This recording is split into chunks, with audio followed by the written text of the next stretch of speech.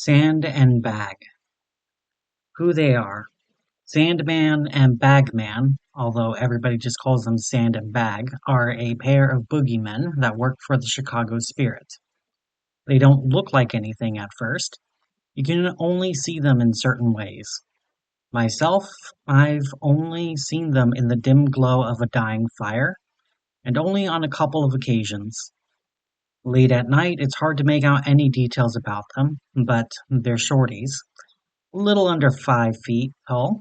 Skinny, too. Like you'd think they haven't eaten anything in a long time. Fact, as best as we can reckon, they don't eat at all.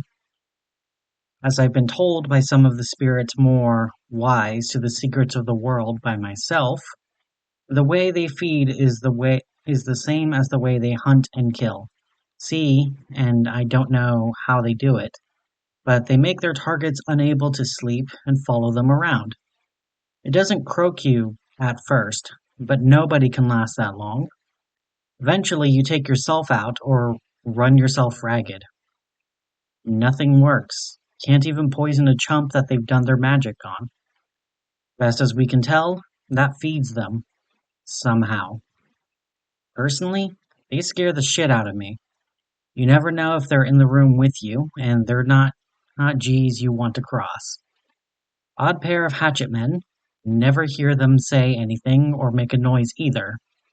Apparently they can and do, but only when they're on the hunt. Can't say I'm thrilled about ever hearing them. How we met them? This part I don't know much about. I've heard a bunch of rumors from the rest of the crew about how they came to the spirits. Some Macs say that they just showed up one day and started taking out our targets, and then we figured out a way to give them assignments and they hung around. I've sold a lot of bridges to those guys. The more reasonable members of the Spirit say either Chappell or Cartwright or Mr. Knight summoned them. Sold some bridges to the guys that say that last one, although not as many of the first group. Everybody knows that Knight's just a fairy tale. I hold with the first. Mr. Chappell must have had some infernal contracts, bound up nightmares into human form, and set them to work. I've seen him do far worse, you know. I've never been clear on their payment. If Chappell got them involved, or somebody else summoned them, he paid them enough upfront where they don't care about getting their score. Either that, or they just like the work we have them do. Freaks me out, that idea, but it makes sense. Every predator loves the hunt. Their regular job. They're hitmen. Good ones, too. You've never seen a job as clean as theirs. There's a new kind of mess with it all, but for the most part, it's not one you have to worry about.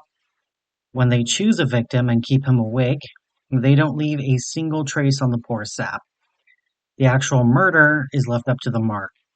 He runs himself ragged. He tires himself out. He bites the dust for himself. When the coppers show up on the scene of the crime, they find a clean corpse with no sign of injury. Make no mistake, though, there's no coming back from what they do to you. No mercy to be given out. So you gotta be sure the target is someone you actually want to take a nap with the fishies. There's been a few incidents where a guy has made a mark, but then we realize we didn't want him dead in the few days it took for him to knock it. But there was no coming back from. Nobody can clear the sleep block, not even the best that Chappell has. So when you go to do the thing and put the name down for them to take care of, make sure that they need to be taken out for good. As for how you do it, write the names of the targets and advice for Sand and Bag to find them on a scrap of paper. There's a chip in the bricks in the alley of the Chicago Spirit, our namesake bar, about 4.5 feet off the ground. High level for Sand and Bag. Fold up the scrap, shove it in there, and they'll have the process started before nightfall. Christ, I can't believe this is an update, but I gotta make this one. Chappell versus Capone. The economy ain't doing great right now, right? Huge turndown after Black Tuesday. Business is fine for us, of course. We exist well outside the regular structure of things, but it's not pretty in general. Plenty of good and honest fellas have lost their jobs. Pity the suckers. The system don't take care of you unless you make it take care of you. Of course some shit like this would happen to them. But you know who else is doing fine through all of this? Mr. Al Capone's Chicago outfit. Our old rivals. They've got more of a hold in the city than we do, but don't doubt that we're the ones with the electricity. In any case, Capone has started up a new soup kitchen. For free. He's kept his name out of the public eye, but those of us in the know, us, know who is behind that soup kitchen. Says that it's just public charity, an attempt to do good by the community.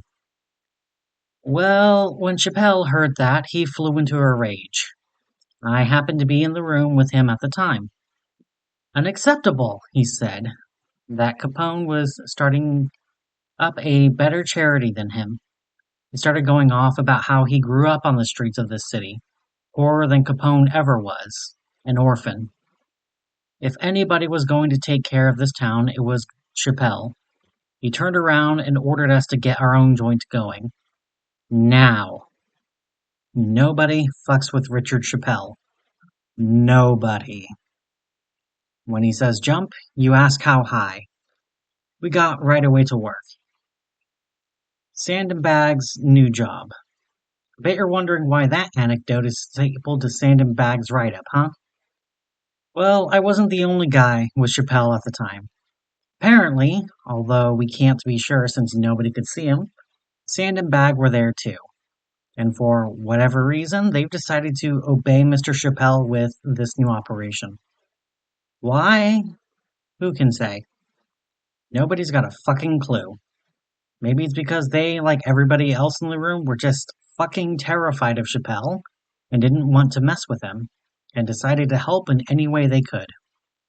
Maybe it's because he's their master and he's the one that summoned them, and somewhere in his instructions was a command.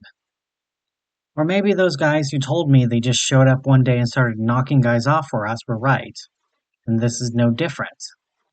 They just like the work.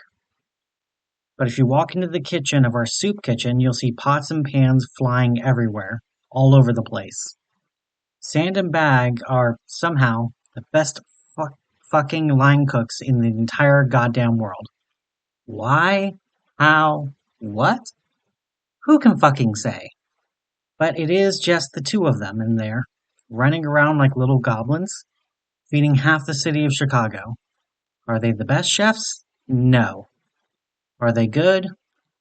Well, they make feasts every day. Counts for something, I guess. Me? I'm still scared of them. They still work the assassination jobs we put them to, alongside all the cooking. And I've got no desire to even be in the same room as those two if I can help it.